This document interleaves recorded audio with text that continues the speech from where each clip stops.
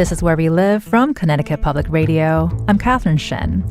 The word eugenics isn't one we hear often because this attempt to establish inferior and superior types of people is, well, I don't have to tell you, inherently violent.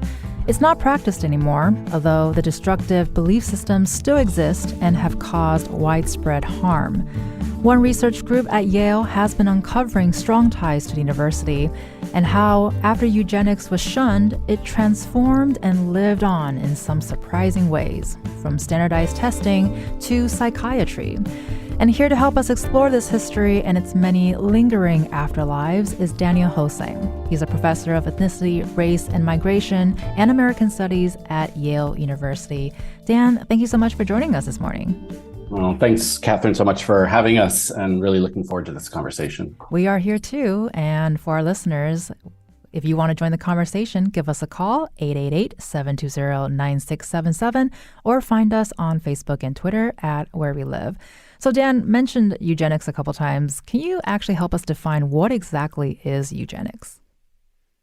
Yeah, it's a good question. And, different people who would advocate for eugenics might have different accounts of it. The term itself comes from a British writer and researcher, academic, Francis Galton, in the kind of, right after as abolition is unfolding across the world. And he has this account that there can be a science in which you can direct kind of human evolution.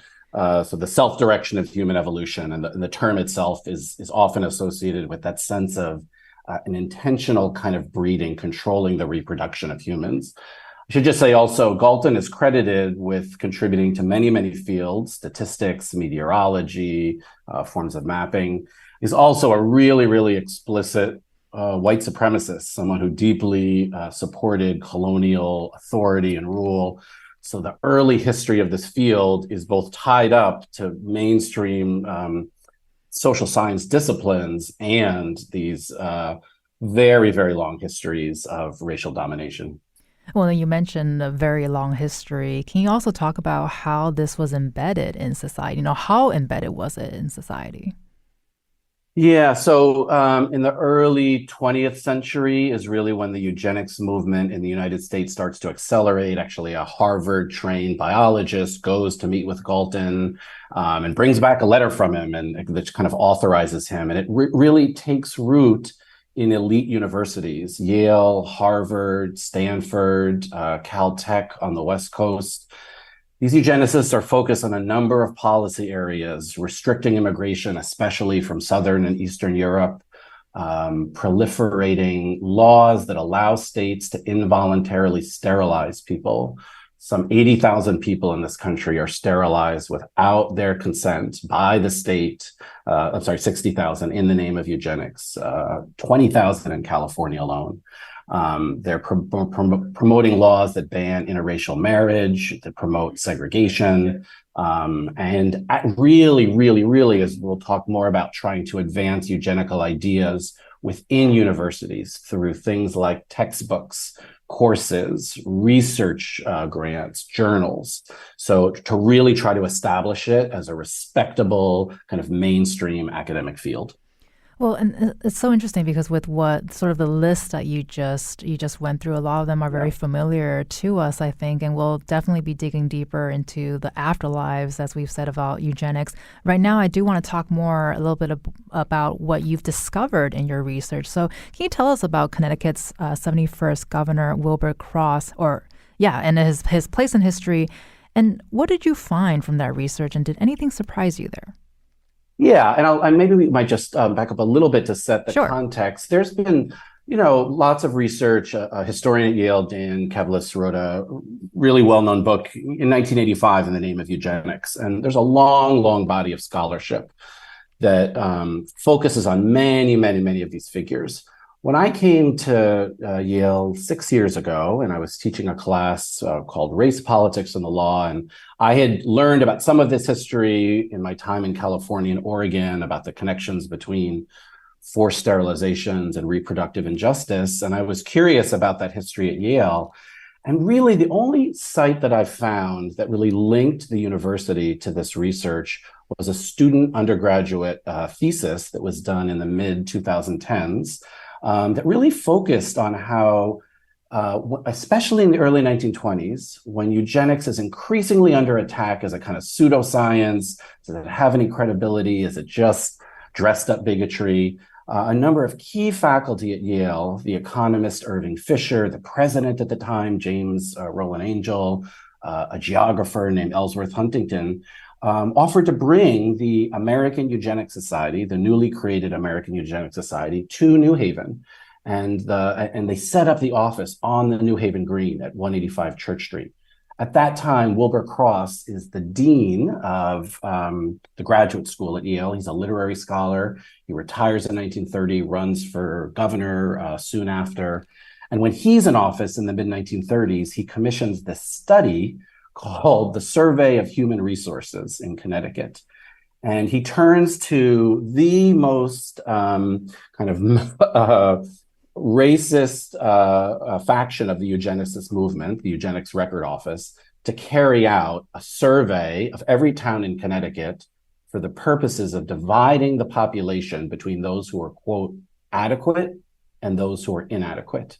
And they go town by town to create these groupings, these like 16 diagnostic categories that make someone inadequate. They set up their office at the state capitol, and then present a report 2 years later. And the chilling part of this report is it not only advocates for sterilization and institutionalization, but even cites potentially euthanasia as one possible remedy to deal with a, quote, inadequate people of the state of Connecticut. And you just built up so much information, and you said chilling 3 times, so that makes me semi excited and also a little bit scared about what we're getting into later. But I want to get into Governor Cross later in the show for sure. But also want to dig more into Yale's role as well, because based on your research, I think you found there's some correspondence with Hitler as well. Was that surprising for you?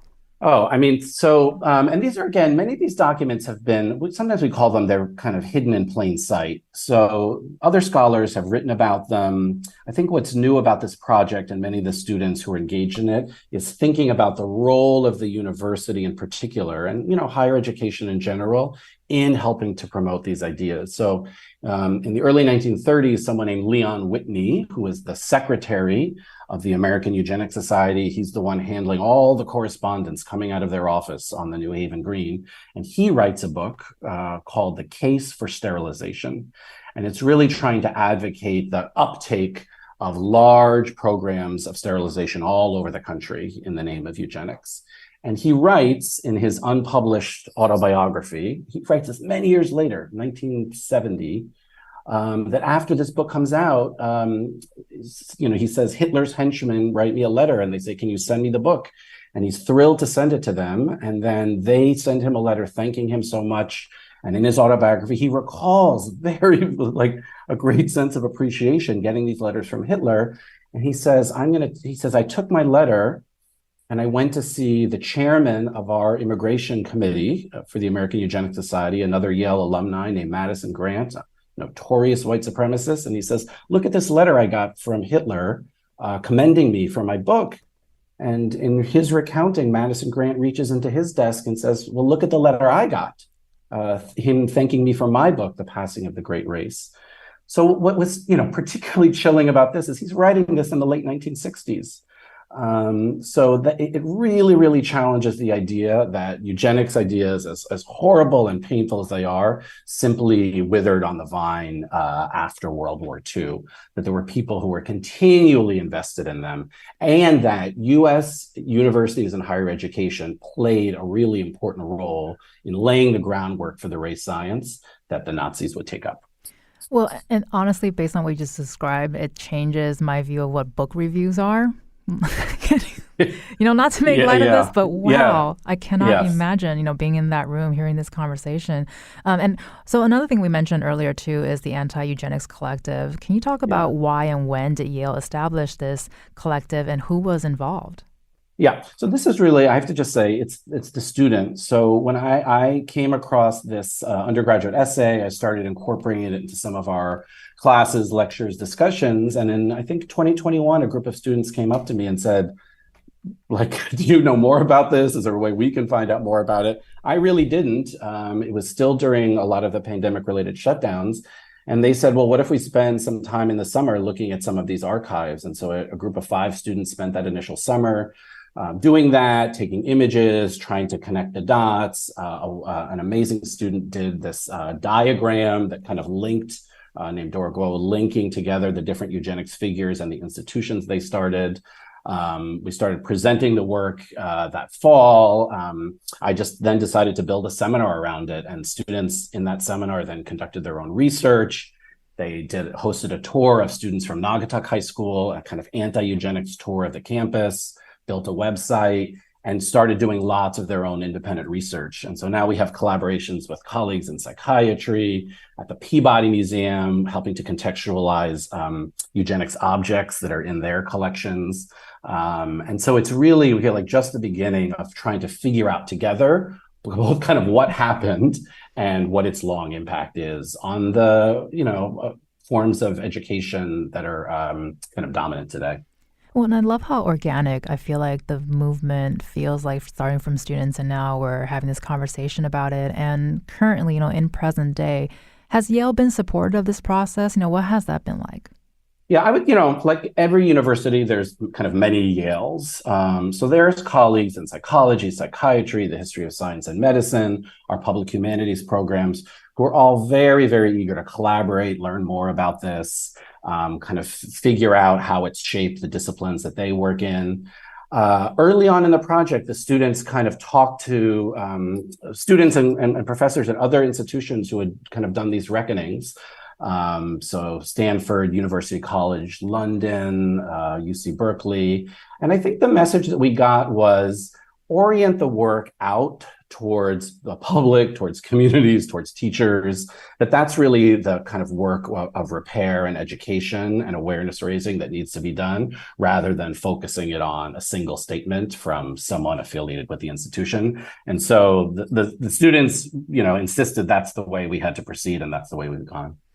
And with the many Yales you mentioned too, with the many college towns, they're in towns and in cities. And I think one of the major themes that you look at, particularly in the ways that this legacy continues to live on, is how the study of eugenics shaped the university's relationship to New Haven, in our case here. Can you talk about that? Yeah, so this is several really wonderful students did kind of capstone projects on this, including a great researcher, Emmy Magliato. And what she discovered in looking at the archives is that by the late 1920s, Yale administrative leaders were aware that the term eugenics was increasingly difficult to defend in public discourse. And it's all in their archives. That by the late 1920s, after starting this American Eugenics Society, they say the word here is caution. We've got to proceed with caution. And so rather than, and they were being lobbied at the time actually to set up chairs, faculty chairs in eugenics with that explicit name. But they're increasingly aware you can't do that. In fact, they offer a position to an anthropologist from the Museum of Natural History, and he says the position he's offered is as a faculty member in racial psychology. He says, "Don't call me that; it's too controversial. Just call me a professor of anthropology." It's in the archives that students have found. So by the late 1920s, they're aware you can't use the term as explicitly, and they set up other kinds of institutions, including something called the Institute of Human Relations.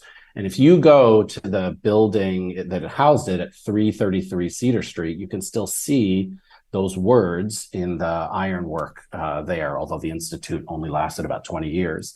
And they said, and Emmy found this out, New Haven will be our laboratory. And they started initiating all these studies that really took the kind of architecture of eugenics, but didn't use the term, trying to figure out superiority, inferiority, lots and lots of school-based surveys, et cetera. So Emmy argues that it really, really kind of set the terms for how universities, and including Yale, relate to the surrounding community. So we also spoke with Dr. Marco Ramos, who's a psychiatrist at Yale School of Medicine and an assistant professor in the Yale History of Science and Medicine program about this. Let's take a quick listen from him.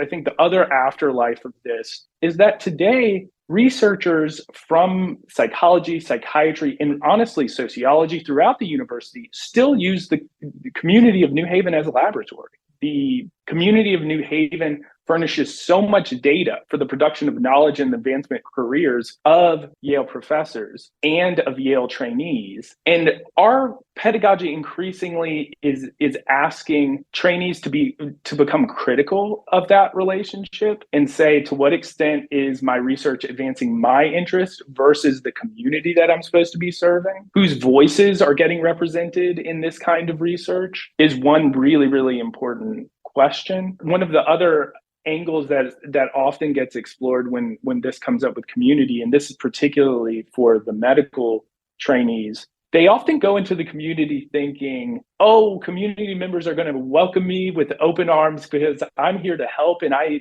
joined medicine because I want to help, right? I want to care for people. But when they actually enter the community with their Yale white coats, they're often met with suspicion, in some cases outright hostility or resistance. And the classroom has come a place for us in this curriculum to unpack that and say, why is that the case, right? And the default answer for organized medicine for a long time was to say something like, oh, the community has a lack of health literacy, they have a lack of health education. This basically form of gaslighting, to be honest, where they're essentially arguing they don't know what's good for them. This history uncovers that they're suspicious of Yale University for legit reasons, like grounded in Yale's marginalization of these communities. And so when you go into them as a researcher or as a clinician, right, you should expect to be met with that given the institution that you're representing and its history with the community. So Dr. Ramos really had a lot to say there, and there's so much, I think, to unpack. But Dan, can you touch on this process of rethinking presumptions of good around these studies, as well as sort of the history of harm and the memory of that harm in New Haven? Yeah, I mean, we often want to tell ourselves the stories about all of our fields, that it's just a continuous process of improvement, scientific research and innovation over time. And, part of what our colleagues in psychiatry are pointing out is all fields, all of these fields, the psychiatry program at Yale is no different than many, many others. It's founded in the late 1920s. The dean of the medical school at the time, Milton Winternitz, was a board member of the American Eugenics Society. The founding director of that program was recruited from Munich and worked closely with, the leading race scientists in Germany, and had these deep, deep beliefs in what was called kind of hereditary psychiatry, the idea that the differences you observe in people's cognition and mental health are explained by the body and by inheritance. And so while he didn't, Dr. Kahn, the founding director, didn't directly transpose all of those ideas, it was clearly part of a framework. Now, I am, for myself, and I think many of the residents, less interested in kind of this as an indictment or a historical adjudication over good versus bad, but instead saying we can't just tell ourselves these simplistic stories about our fields. We actually have to think about the complexity, the possibility that our fields also are capable of harm. And I don't just mean to single out psychiatry or psychology, those kind of mental health fields. It's all fields. And I think we can do better at training students, engaging colleagues with this history so that we not only kind of don't repeat these frameworks and ideas, but actually we can strengthen like the reasons that we want people to get into medicine, to help people, to care for people. That's partly what's at stake here as well. Right. And I think with what you just said, too, it's a conversation that I feel like if you take the academic out of it, it's the same conversation in other industries. Like you say, it touches on so many different areas.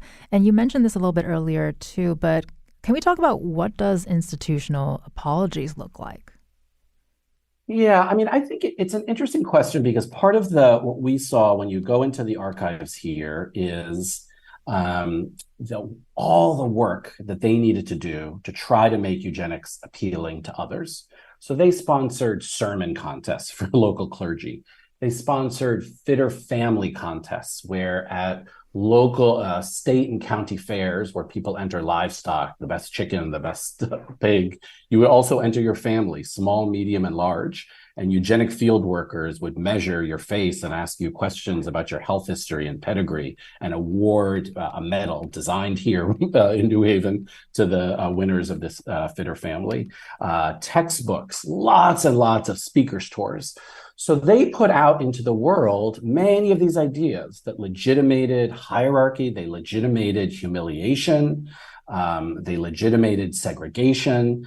And so for, I think, many of us, what kind of reconciliation and repair looks like is to now both acknowledge that history, but also think about what is an anti-eugenic world? What's a world where everyone is entitled to dignity, where we imagine that people can, there's abundance around us, and that it can shape the way we do many, many fields. So that's all to say that I think that's the kind of repair versus the kind where we make an acknowledgement, but then kind of firmly situated in the past, something that happened long ago that we're simply saying we feel sorry about. And I think what we want to think about is how can we orient this towards repair in the world we live in today. You've been listening to Daniel HoSang, who's a professor of ethnicity, race, and migration and American studies at Yale University. He'll be staying with us to continue this conversation after a quick break. You can also join the conversation, 888-720-9677. That's 888-720-WNPR, or find us on Facebook and Twitter at Where We Live.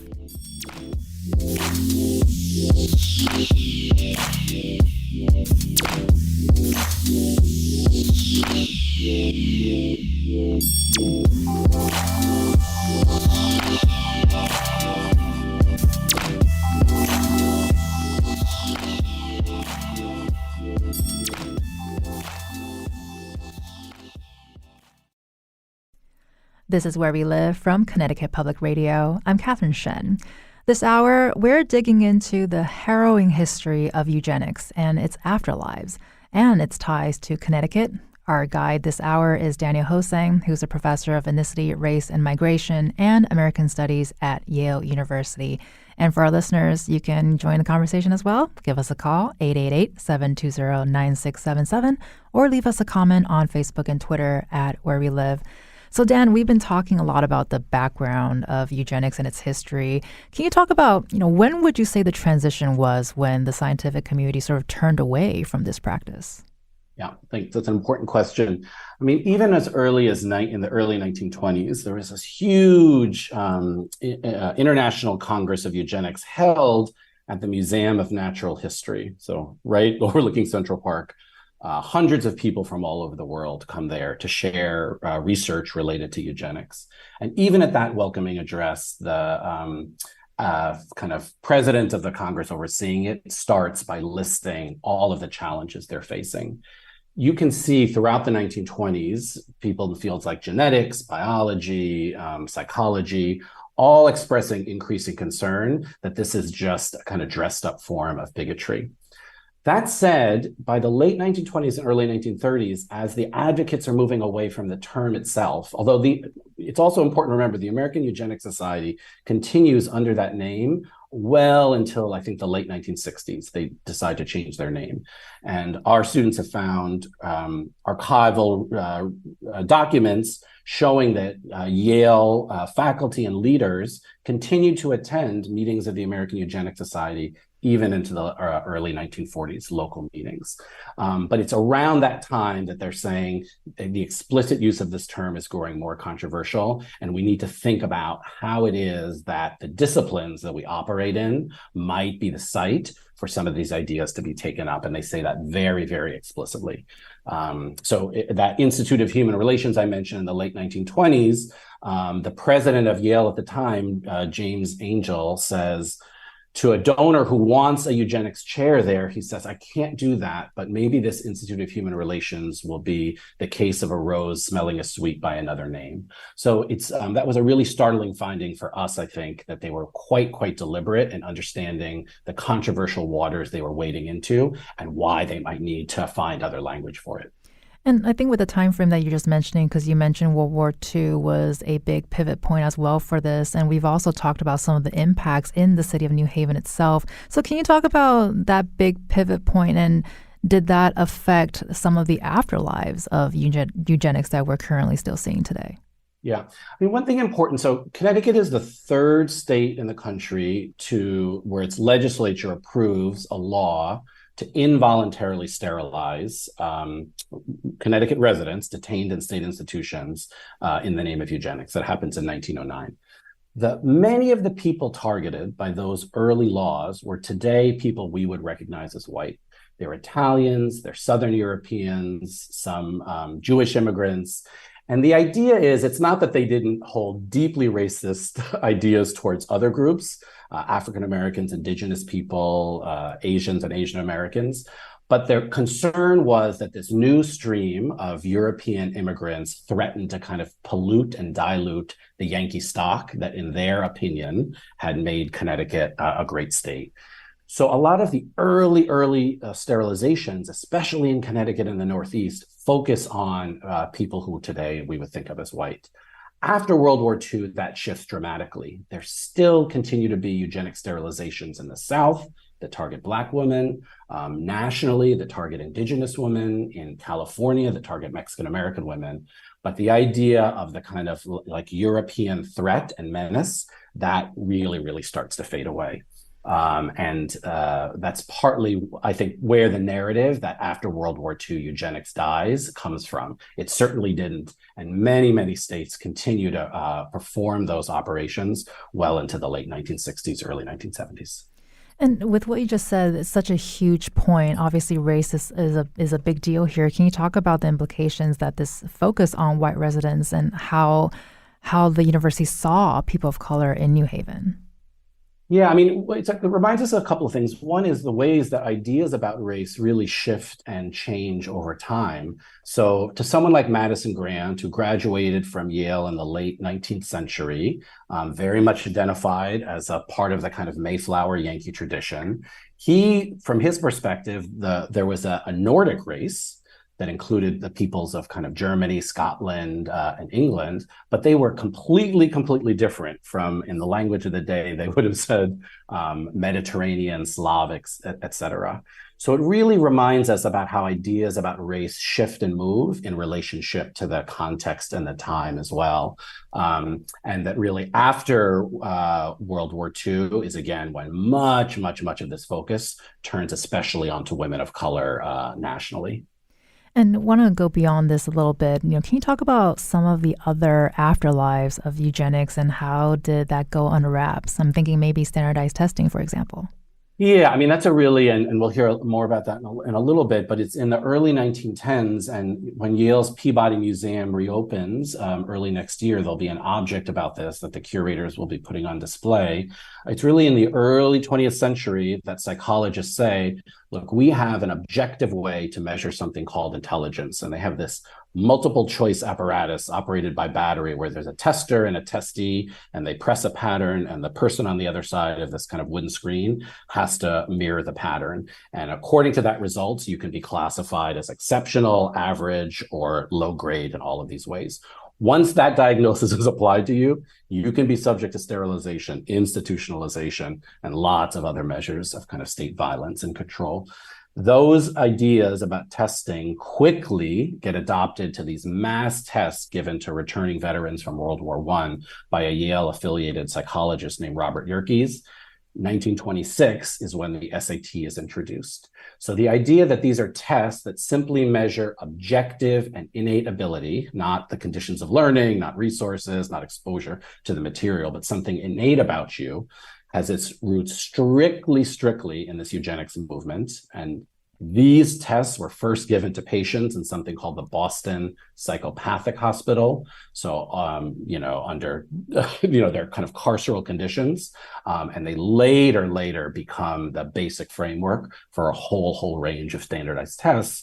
And I think, when we engage students and educators today in this is the world they live in of a regime of testing. And I think some of this history helps to give a context for the sense of like how profoundly limited these tests are to measure the kind of full range of people's intellectual and interest and potential.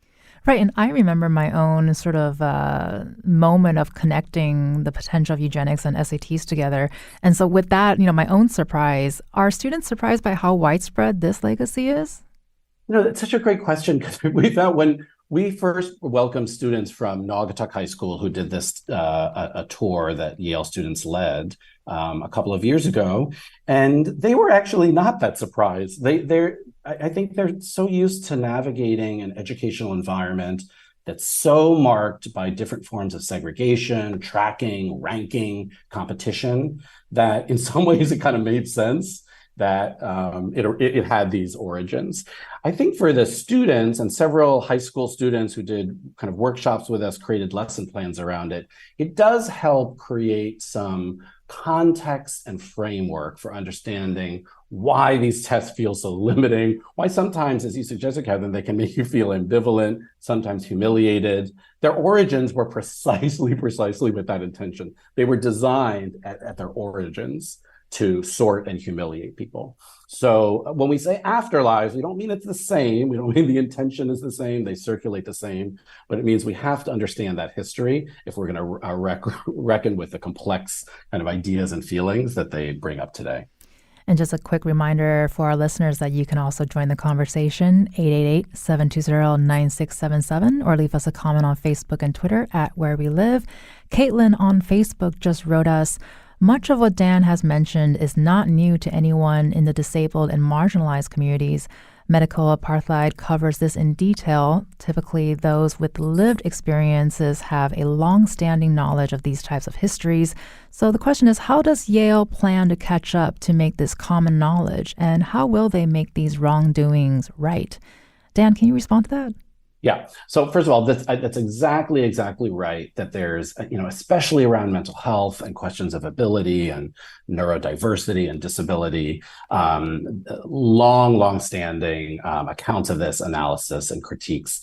And I want to say one thing we talk about in the archives is the archive we have access to here at Yale is generally the archive and the writings and the texts of the eugenicists. So the people contesting that vision, the people who had other ideas, their experiences and thoughts and analysis, they're everywhere, but they're not formally collected in these institutions. So I think part of the task for at least our group is collaborating with people to remind us there was nothing inevitable about this. It wasn't just cutting edge science, what people thought of. It was a contested field. I think in terms of the university, the most meaningful forms of repair and account are going to come from educators and students in our respective disciplines, where we have the opportunity to wrestle with this history, acknowledge it, and think about how its history shapes and changes and alters the kinds of work we do.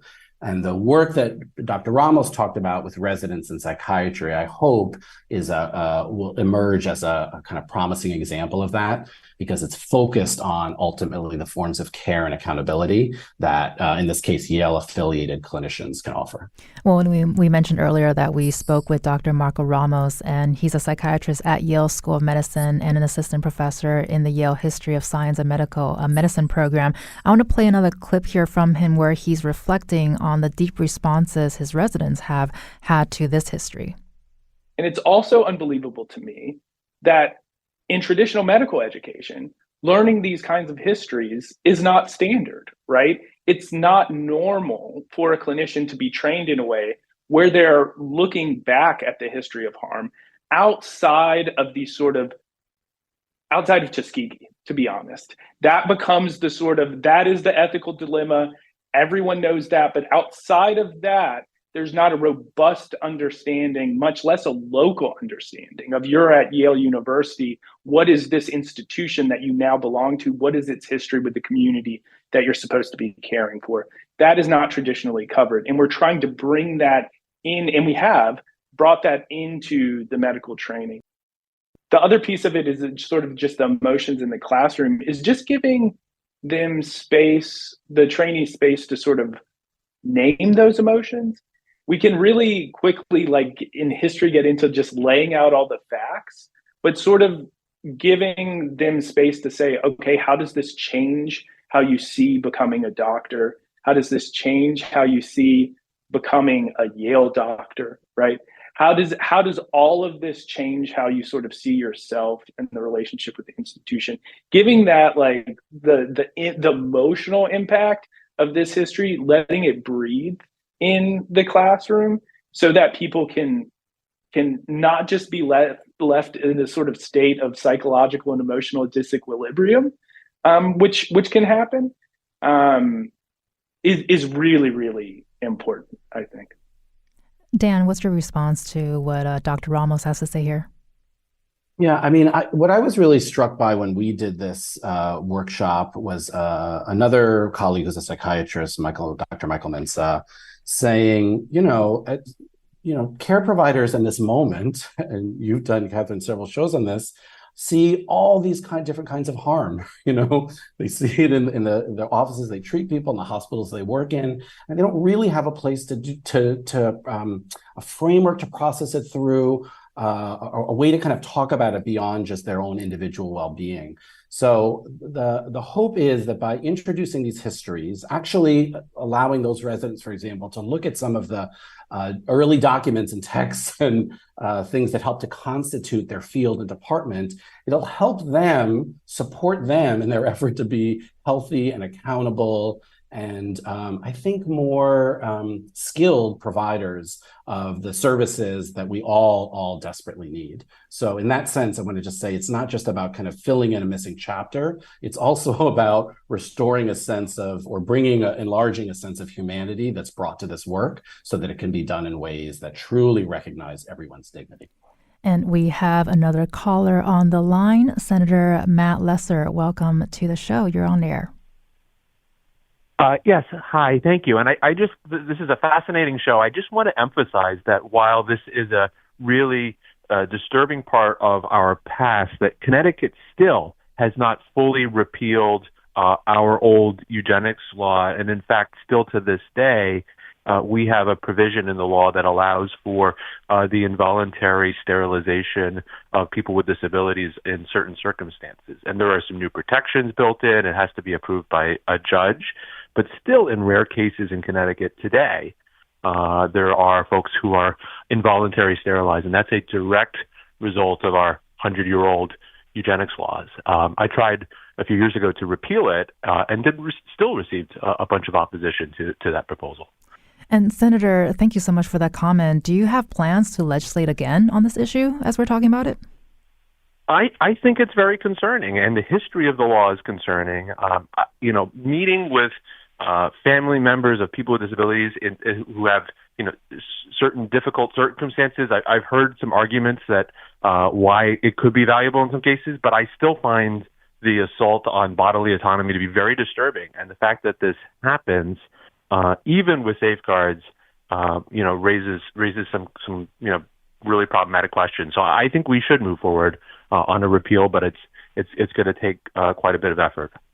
Well, thank you very much, Senator, for calling in with your comment. We appreciate it very much. Dan, with what Senator Lesser just said, is this existing state law something that you factor into your teaching about this topic?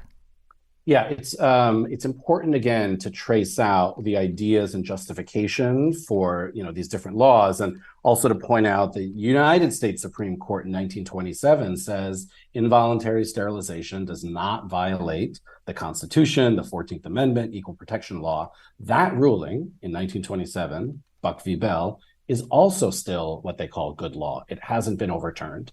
So it's a reminder that as much distance as we want to imagine we have from the ideas, they really continue to be embedded in these laws, legislation, et cetera. One of our students commented last year, she said, we live in the world they built. And it reminds us that remnants and echoes and shadows of this are, in fact, everywhere, and we have to be alert to them. You've been listening to Daniel HoSang, who's a professor of ethnicity, race, and migration and American studies at Yale University. He'll be staying with us. And up next, we'll hear about how students are adapting this history into their curriculum. You can also join the conversation, 888-720-9677, or find us on Facebook and Twitter at Where We Live.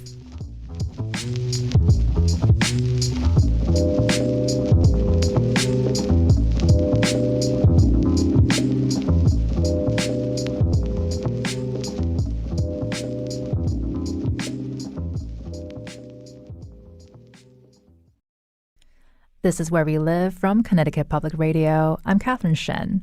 This hour, we're discussing the local history of eugenics and its afterlives. Classrooms around New Haven have been studying some of the research from the Anti-Eugenics Collective at Yale.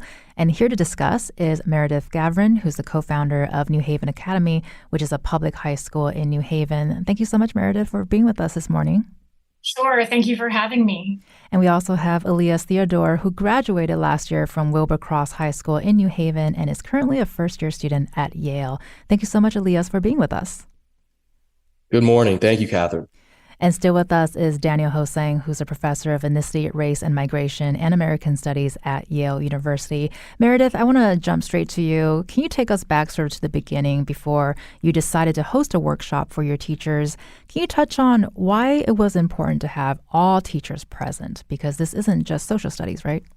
Sure. So I'm a history teacher by training, and I'm all in favor of this being part of the history curriculum and part of history teachers training. But I think that several of the elements that Dan has talked about and that Dr. Ramos talked about touch on the same thing for teachers. This is the world that teachers live in. You can connect the dots between this history and so much of the educational landscape we still operate in. So standardized testing, the idea of a bell curve, the history of special education, IQ testing, discipline policy, science curriculum, the way we talk about families, gifted and talented programs, all of these things that are very much still a part of how teachers are trained and how we operate are through lines from this history of eugenics. And I think that really often in teacher training and in professional development, we forget, we sort of skip over right to the idea of what a teacher is going to teach in their own classroom. But as Dr. Ramos said, this is something that, just like doctors in training, this is something that teachers need to learn for themselves as humans and sit with. So given my understanding of that history and then hearing Dan and his students present last spring about this history and how local it is as well, and sort of understanding that it's figuratively and literally the ground that we stand on here, I asked him to come in and do a workshop for our whole staff this fall as we were getting ready for the start of the school year, really just to sort of have some critical consciousness about all of that, not as an indictment of all that we do, but just to understand, to know that that piece is there, to understand that history and to begin to kind of unpack how we can make education better through unpacking what we know about how we got here. And Elias, you also helped out with this teacher's workshop, actually. Can you tell us, your first initial encounter with eugenics and how this developed into a lesson plan that you actually presented at Wilbur Cross High School? Yeah, so I was really fortunate to be a part of the Anti-Eugenics Teaching Collective, and we met maybe 4 or 5 times as a group, some of them on Zoom, and then some of them in person in the archives at Sterling, a Yale library. And the first few lessons, we learned the history from Professor HoSang and a few of his colleagues, and then we would break up into small groups and kind of grapple with it and discuss how we see the legacies of eugenics in our own lives. And I really loved kind of just like the diverse perspectives of the groups. There were maybe 5 high schoolers, a bunch of different teachers across different age groups and subjects, administrators, researchers, and we all kind of blended our perspectives and experiences and learned from each other.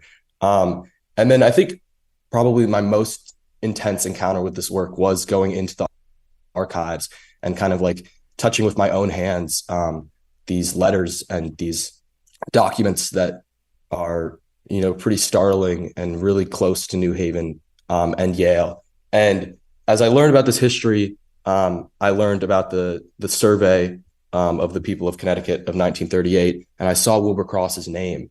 And being a student at Wilbercross, and I thought a proud governor and a Wilbercross student athlete, it was pretty startling. And so I wanted to do my research and create my lesson plan about Wilbercross and his involvement in the movement.